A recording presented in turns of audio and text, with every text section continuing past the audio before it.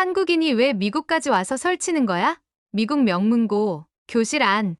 한국에서 온 한 소녀는 싸늘한 시선 속에 조용히 앉아 있었습니다. 아무도 그녀를 눈여겨보지 않았고, 누구도 기대하지 않았죠. 하지만 곧, 이 조용한 소녀가 모두의 예상을 완전히 뒤엎게 되는데요. 과연 무슨 일이 있었던 걸까요? 안녕하세요. 저는 부산에서 미국으로 유학을 떠났던 나연입니다. 지금은 한국으로 돌아와 교육계에서 일하고 있습니다. 제가 살던 곳은 부산의 오래된 아파트.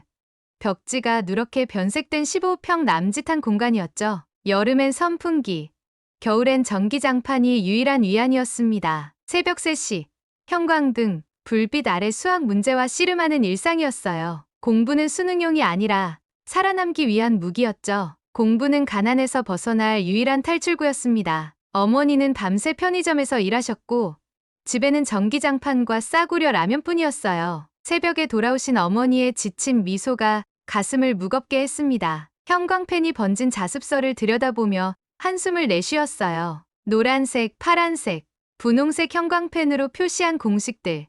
그 번진 자국들은 눈물의 흔적이기도 했습니다. 수학이 어려워서가 아닌 더 나은 미래를 향한 간절함의 증거였죠. 밤마다 창밖 도시의 불빛을 바라보며 다짐했어요. 언젠가는 저 불빛보다 더 밝게 빛나리라고. 서울과학고 문제집으로 늦은 밤을 지새웠습니다. 학원이나 과외는 꿈도 못 꿨죠. 도서관 책과 인터넷 자료가 제 유일한 스승이었습니다. 3년이 흘러 전국 모의고사에서 수학 만점을 받았어요. 담임 선생님과 교장 선생님이 교무실로 저를 불렀습니다. 나연아, 내가 학교를 빛냈구나. 뉴욕 근교 명문 고등학교에서 특별 전액 장학생 자리를 제안해왔단다. 믿기지 않았어요.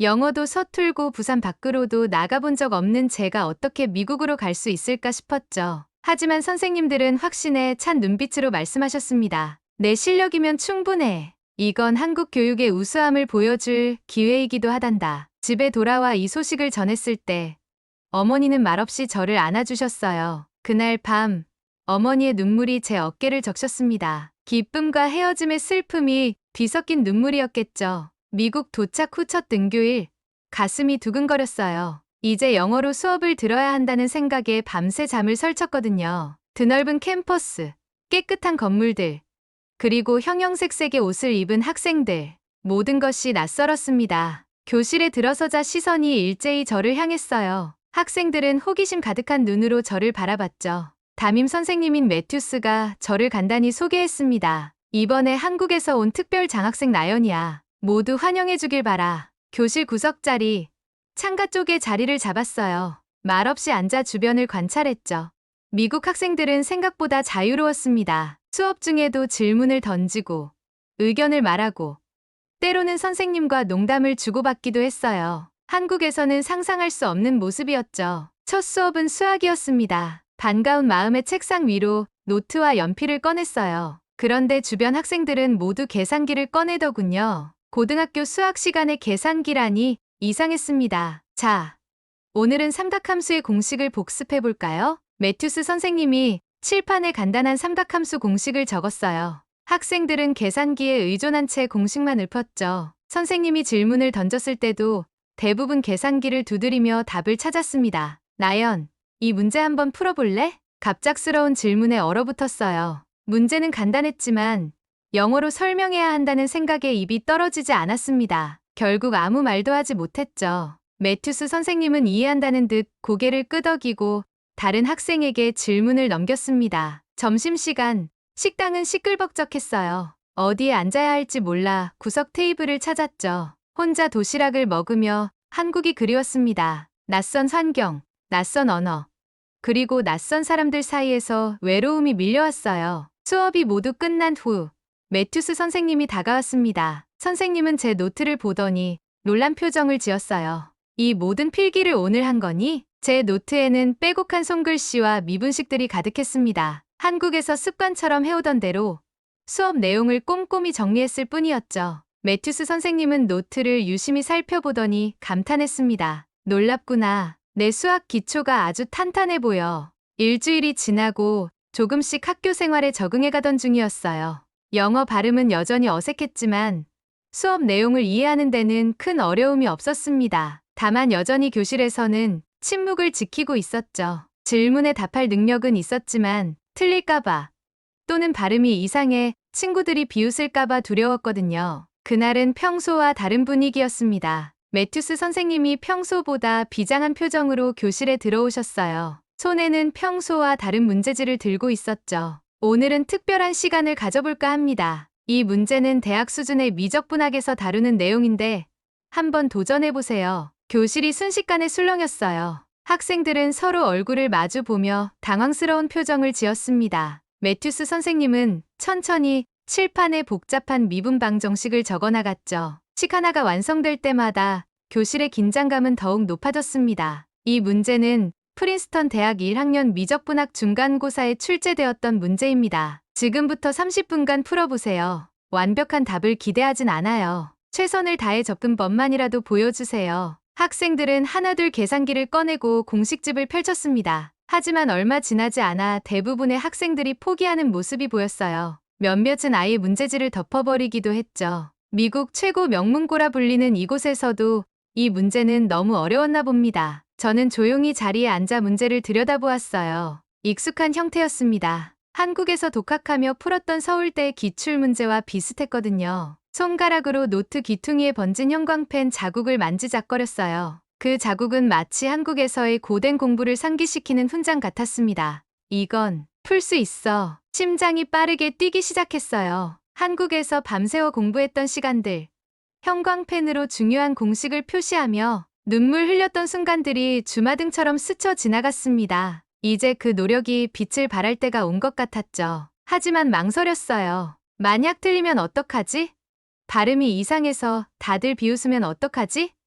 이런 생각들이 머릿속을 맴돌았습니다. 그러다 문득 부산의 작은 아파트에서 힘들게 일하시는 어머니의 모습이 떠올랐어요. 이런 기회를 위해 여기까지 온 것 아닌가. 깊은 숨을 들이마시고 천천히 손을 들었습니다. 한번 풀어봐도 될까요? 교실이 조용해졌어요. 모든 시선이 저를 향했습니다. 매튜스 선생님은 놀란 표정을 감추지 못했지만 이내 미소를 지으며 말했죠. 물론이지, 나연. 앞으로 나와서 풀어볼래? 천천히 자리에서 일어나 칠판 앞으로 걸어갔어요. 마커 하나만 들고 앞으로 나간 저는 잠시 칠판을 바라봤습니다. 분필이 아닌 화이트보드에 글씨를 쓰는 것이 낯설었지만 곧 익숙해졌어요. 처음에는 떨리는 손으로 천천히 식을 적어내려갔습니다. 하지만 점점 자신감이 생겼어요. 한국에서 수없이 연습했던 미분 공식들이 자연스럽게 손끝에서 흘러나왔죠. 교실은 완전히 정적에 빠졌습니다. 마커가 화이트보드에 닿는 소리만이 교실에 울려 퍼졌어요. 5분, 10분, 시간이 흘렀습니다. 저는 미분 과정을 단계별로 정리하고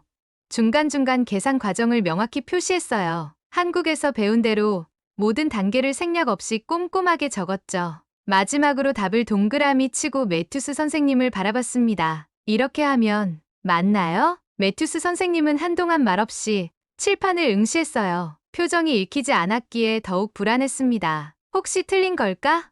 하는 생각이 들었죠. 하지만 곧 매튜스 선생님의 입가에 미소가 번졌습니다. 완벽해. 정확히 맞았어, 나연. 그제서야 긴장이 풀렸어요. 다리가 후들거릴 정도로 긴장했었나 봅니다. 자리로 돌아가는 길에 학생들의 표정이 보였어요. 놀람, 의아함, 그리고 몇몇은 존경의 눈빛까지 보였습니다. 그날 이후로 저는 더 이상 조용한 아시아 소녀가 아니었어요. 수학 천재라는 새로운 정체성이 생겼죠. 하지만 제가 천재라고 생각한 적은 없었습니다. 그저 한국에서 배운 체계적인 수학 교육과 끝없는 연습의 결과였을 뿐이니까요. 그날은 제 인생의 전환점이 되었습니다. 더 이상 침묵할 이유가 없었으니까요.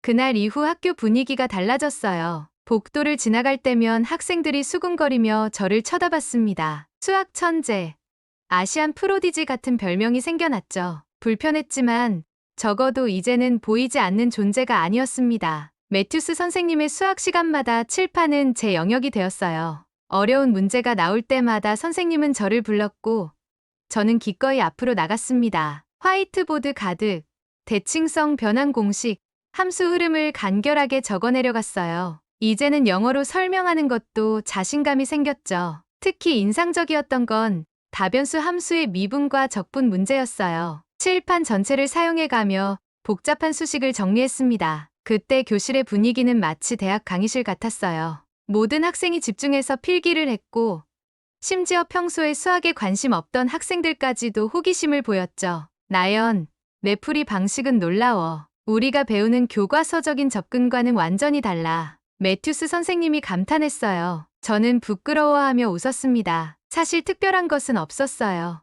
그저 한국에서 배운 방식대로 풀었을 뿐이니까요. 어느 날, 미적분학의 기본 정리를 설명하는 시간이었습니다. 미국 교과서가 접근하는 방식에 의문이 들었어요. 너무 복잡하게 설명되어 있었거든요.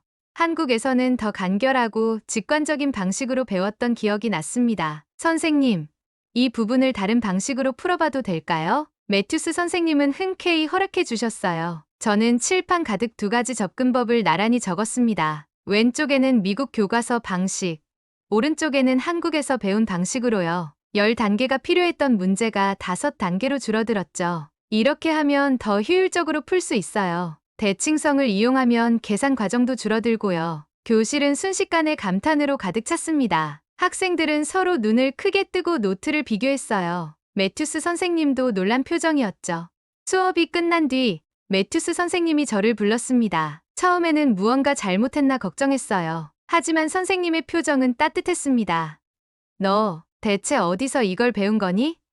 이건 우리 대학 과정에서도 어려운 접근법인데. 잠시 고민했어요. 어떻게 설명해야 할까? 한국의 교육 시스템을 미국 선생님이 이해할 수 있을까? 그래도 솔직하게 말하기로 했습니다. 한국에서는 이런 내용을 수업 시간에 배워요. 고등학교 이과 과정이면 기본이에요. 그리고 서울과학고 자습서 복사본으로 독학했고요. 매튜스 선생님은 믿기지 않는다는 표정을 지었어요. 그러더니 자신의 책상에서 무언가를 꺼내 보여주었습니다. 제가 풀었던 문제와 똑같은 문제가 실린 책이었어요. 이건 프린스턴 대학교 3학년 교재야. 그런데 한국 고등학생들이 이런 걸 배운다고? 고개를 끄덕였어요. 네. 특별한 건 아니에요. 한국에선 많은 학생들이 이런 문제를 풀어요. 저보다 잘하는 친구들도 많죠. 매튜스 선생님은 한참 동안 생각에 잠겼습니다. 그러더니 문득 깨달은 듯 물었어요. 그럼 그 형광펜으로 칠한 자습서, 그게 내 비결이었구나? 웃음이 나왔어요. 그런 셈이죠. 학원에 다닐 돈이 없어서 밤새 혼자 공부한 흔적이에요. 실수한 문제는 분홍색, 중요한 공식은 노란색, 증명 과정은 파란색으로 표시했거든요. 그날 이후 매튜스 선생님은 저를 특별한 시선으로 바라보셨어요. 때로는 수업 준비를 함께 하자고 제안하기도 했죠. 한국의 교육 방식과 미국의 방식을 비교하며 많은 대화를 나눴습니다. 선생님은 제가 가져온 한국 교과서와 문제집을 열심히 살펴보셨고, 새로운 교수법에 대한 아이디어를 얻으셨대요. 학생들 사이에서도 제 위치가 달라졌습니다. 이제는 모르는 문제가 있으면 저를 찾아오는 친구들이 생겼어요. 처음엔 영어로 설명하는 것이 어색했지만 점점 나아졌죠. 수학은 언어의 장벽을 넘어서는 보편적인 언어였으니까요. 매튜스 선생님과의 대화 이후 저는 더욱 자신감을 갖게 되었어요.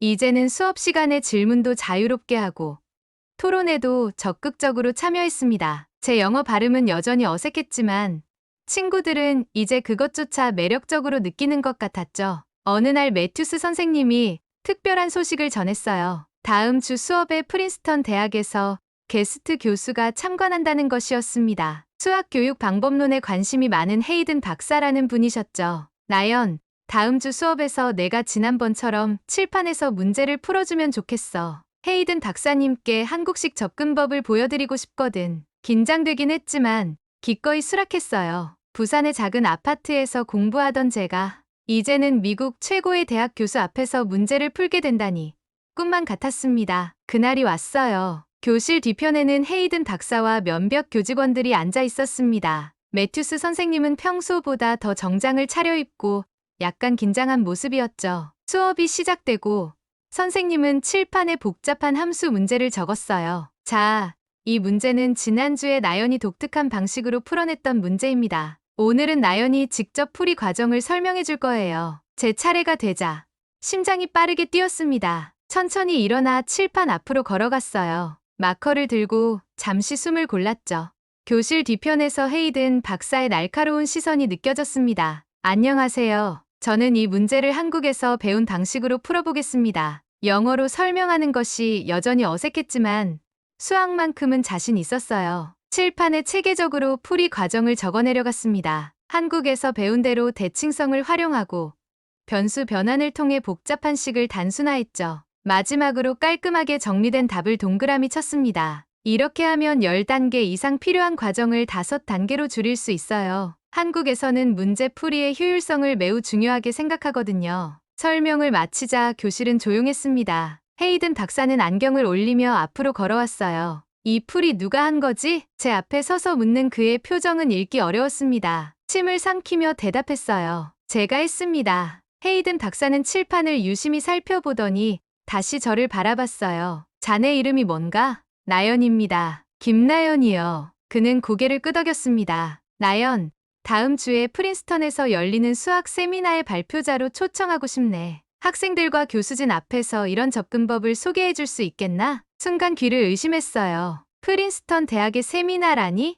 감격스러웠지만 동시에 두려움도 밀려왔습니다. 그런 자리에서 제가 과연 잘 해낼 수 있을까? 괜찮아, 나연. 넌 충분히 할 수 있어. 매튜스 선생님이 격려해 주셨어요. 고개를 끄덕였습니다. 네, 할 수 있습니다. 이 소식은 금세 학교 전체에 퍼졌어요. 다음 날 CNN 교육 전문 기자가 학교에 찾아왔습니다. 아시아 교육 혁신에 관한 특집 기사를 준비 중이었대요. 교장 선생님의 권유로 저도 인터뷰에 참여하게 되었죠. 김나연 학생, 미국에서의 적응은 어떤가요? 기자가 첫 질문을 던졌어요. 처음엔 어려웠지만 수학이라는 공통 언어가 있어 점차 적응할 수 있었어요. 인터뷰는 1시간가량 이어졌습니다. 한국의 교육 시스템, 공부 방법, 그리고 제 개인적인 경험까지 다양한 주제에 대해 이야기했어요. 기자는 특히 제 자습서와 형광펜 자국에 관심을 보였습니다. 이게 당신의 무기였나요? 기자가 형광펜 자국이 가득한 페이지를 가리키며 물었어요. 미소를 지었습니다. 네. 저에겐 선생님도 없고 학원도 없었어요. 이게 다였죠. 인터뷰 사진을 찍을 때 기자는 제게 한국 자습서를 들고 포즈를 취해달라고 요청했어요. 번진 형광펜 자국이 선명한 페이지를 펼쳐 보였습니다. 그 모습이 다음 주 CNN 교육 섹션 첫 페이지를 장식했죠. 한국의 수학 교육이 미국을 놀라게 하다 형광펜과 의지로 무장한 소녀의 이야기. CNN 기사가 나간 후 학교 생활이 더욱 바빠졌어요. 수학 동아리에서 멘토링을 해달라는 요청이 쏟아졌고 다른 학교에서도 초청 강연 제안이 들어왔습니다. 모든 관심이 부담스럽기도 했지만 한국의 교육 방식을 알릴 수 있다는 생각에 최선을 다했죠. 그러던 어느 날 매튜스 선생님이 중요한 소식을 전했어요. 나연아, 다음 달에 교내 수학 경시대회가 열려. 팀 단위로 참가해야 하는데 너와 백하를 한 팀으로 구성했단다. 백하는 제가 오기 전까지 학교 수학 챔피언이었던 학생이었어요. 금발의 자신감 넘치는 그녀는 항상 저를 경계하는 눈빛으로 바라봤죠. 솔직히 같은 팀이 된다는 소식은 달갑지 않았습니다. 다음 날 팀 준비를 위한 첫 모임이 있었어요. 도서관 스터디룸에서 백하와 마주 앉았습니다. 어색한 침묵이 흘렀죠. 나 원래 혼자 하는 게 편해. 백하가 먼저 입을 열었어요. 나도 그래. 솔직하게 대답했죠. 백하는 저를 위아래로 훑어보더니 툴툴거렸어요. 우리 팀을 혼자 다 할 거면 왜 팀을 짜지? 난 너희 조수가 되고 싶지 않아. 그 말이 가슴에 콕 박혔습니다. 사실 저도 그동안 혼자 일하는데 익숙했거든요. 한국에서도 그랬고 여기서도 마찬가지였죠. 하지만 이번엔 달랐어요. 팀워크를 배울 기회였으니까요. 그렇게 생각하지 않아. 우리 둘 다 강점이 있잖아. 함께하면 더 좋은 결과를 낼 수 있을 거야. 백하는 믿기지 않는다는 표정을 지었어요. 웃기지 마. 내가 뭘 할 수 있는데?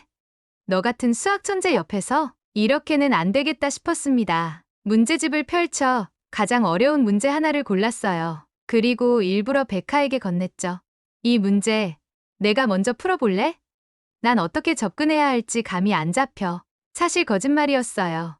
이미 풀이 방법이 머릿속에 있었지만 백하에게 기회를 주고 싶었거든요. 백하는 의심스러운 눈빛으로 저를 보다가 문제를 받아들었습니다. 처음에는 투덜거리며 시작했지만 점점 문제에 빠져들었어요. 15분 후 백하는 자신의 풀이를 보여주었습니다. 이렇게 하면 될 것 같은데. 근데 마지막 부분이 애매해. 제 차례였어요. 백하의 접근법을 존중하면서 부족한 부분을 보완했습니다. 여기서 내가 사용한 방법이 정말 좋아.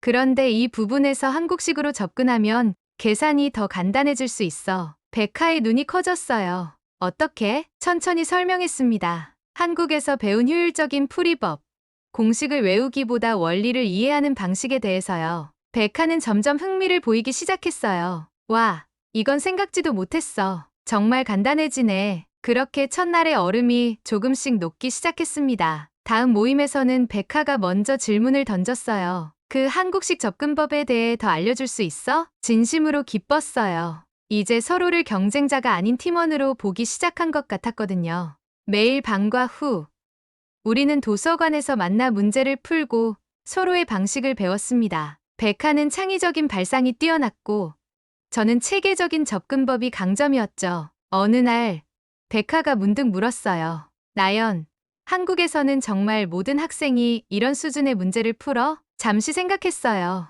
모든 학생은 아니야. 하지만 많은 학생들이 학교 수업 외에도 추가로 공부를 해. 경쟁이 심하거든. 백하는 고개를 끄덕였어요. 그래서 이렇게 강해진 거구나. 솔직히 처음엔 내가 미웠어. 내 자리를 빼앗아간 것 같아서. 솔직한 고백에 마음이 따뜻해졌습니다. 미안해. 그런 생각은 없었어. 나도 처음엔 많이 외로웠거든. 내가 도와줬으면 좋았을 텐데.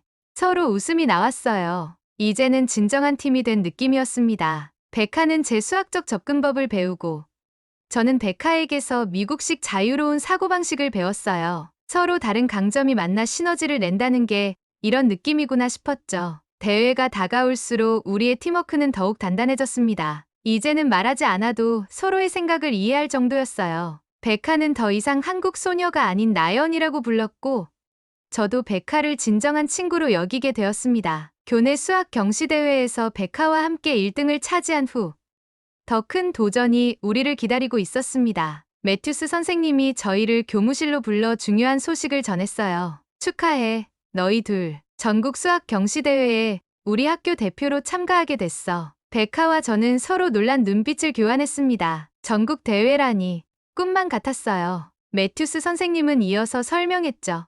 미국 내 최상위 30개 학교가 참가하는 대회야. 아이비리그 진학을 원하는 학생들에게는 매우 중요한 행사지. 지난 10년간 우리 학교는 단 한 번도 5위 안에 든 적이 없었어. 백하가 씩 웃으며 말했어요. 이번엔 다를 거예요, 선생님. 우리에겐 비밀 무기가 있으니까요. 그 말에 얼굴이 붉어졌습니다. 백하는 제 어깨를 두드리며 웃었죠. 지난 몇 주간의 협력이 우리를 진정한 팀으로 만들었어요. 대회 준비는 쉽지 않았습니다. 학업과 병행하느라 매일 밤늦게까지 공부했고, 주말에도 도서관에서 만나 문제를 풀었어요. 백하는 창의적인 접근법을, 저는 체계적인 풀이법을 맡았죠. 서로의 부족한 부분을 완벽하게 보완하는 파트너십이었습니다. 나연, 너 정말 체력이 좋구나. 이렇게 오래 공부해도 지치지 않아? 백하가 하품을 하며 물었어요. 웃으며 대답했습니다. 한국에서 새벽 3시까지 공부하는 건 기본이었어. 이 정도는 아무것도 아니지. 백하는 믿기지 않는다는 표정을 지었죠. 진짜. 그럼 너희는 언제 놀아? 그 질문에 잠시 생각에 잠겼어요. 한국에서의 삶을 돌이켜보니 정말 놀 시간이 거의 없었더라고요.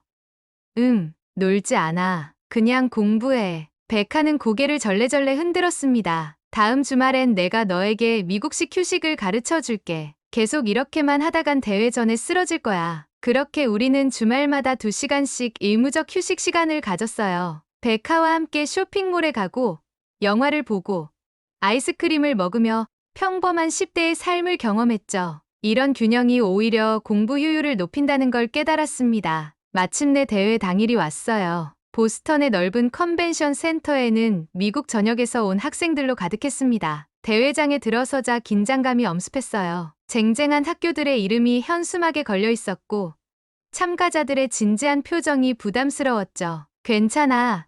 우리는 충분히 준비했어. 백하가 제 손을 꼭 잡아주었어요. 대회는 세 부분으로 나뉘어 진행되었습니다. 개인전, 팀 필기 시험, 그리고 마지막 챌린지 라운드였어요. 개인전에서 저는 모든 문제를 풀어내며 높은 점수를 받았고, 백하도 선전했죠. 팀 필기 시험에서는 서로의 강점을 살려 효율적으로 문제를 나눠 풀었습니다. 마지막 챌린지 라운드, 가장 어려운 5문제를 70분 안에 풀어야 했어요. 다른 팀들이 고전하는 가운데 백하와 저는 대칭성과 효율성을 바탕으로 팀워크의 중심이 되었습니다. 제가 한국에서 배운 체계적인 접근법으로 문제의 뼈대를 잡으면 백하가 창의적인 직관으로 세부 사항을 채워나갔죠. 마지막 문제, 시간이 얼마 남지 않았을 때였어요. 복잡한 위상수학 문제에 모든 팀이 고전하고 있었습니다. 백하가 먼저 한 접근법을 제시했고, 저는 그것을 바탕으로 한국에서 배운 방식을 접목했어요.